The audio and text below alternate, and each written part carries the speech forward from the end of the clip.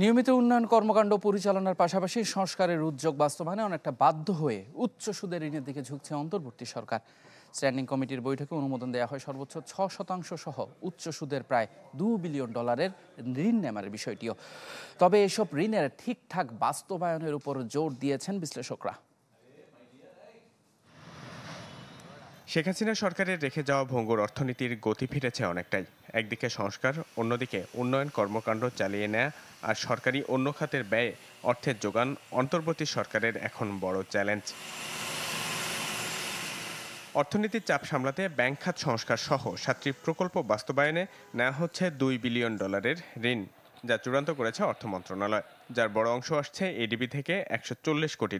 তালিকায় রয়েছে আইটিএফসি, চীনের নিউ ডেভেলপমেন্ট ব্যাংক এনডিবির নামও। এসব ঋণের ক্ষেত্রে গুনতে হচ্ছে সর্বোচ্চ 6% পর্যন্ত সুদের উচ্চ হার।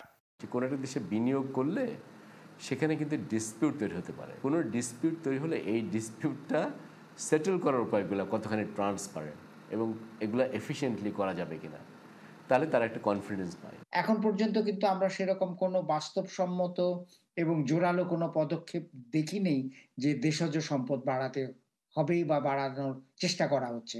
বরং আমরা দেখছি বৈদেশিক ঋণ বেড়ে যাচ্ছে। তো এটার একটা ভয়ানক এবং অস্বস্তিকর চাপ অর্থনীতিতে পড়বে। সংশ্লিষ্টরা জানান, আগামী বছর এলডিসি থেকে সহজ শর্তের ঋণ, তাই অর্থনৈতিক সংকট মোকাবেলায় বাড়ছে উচ্চ সুদের ঋণ গ্রহণের ঝোঁক, যার ব্যবস্থাপনা নিয়েও রয়েছে সংশয়। এনডিবিটা কিন্তু যেটা প্রথম ঋণ, সেখানে সুদের হারটা অত বেশি না, 2 থেকে 2.5%।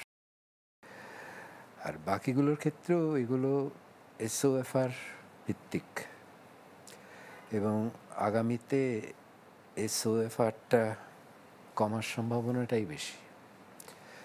তো সেই ক্ষেত্রে ঋণের খরচের চেয়ে বড় মাথা ব্যথা হচ্ছে ঋণের ব্যবহারটা। যদিও বিদেশি ঋণের প্রকল্প নির্ধারিত সময়ে বাস্তবায়নে নতুন করে জোর দিয়েছে অর্থ মন্ত্রণালয়, নজরদারিতে আনা হচ্ছে এসব প্রকল্পের কর্মকর্তাদেরও। ইমদাদ হক, চ্যানেল 24, ঢাকা।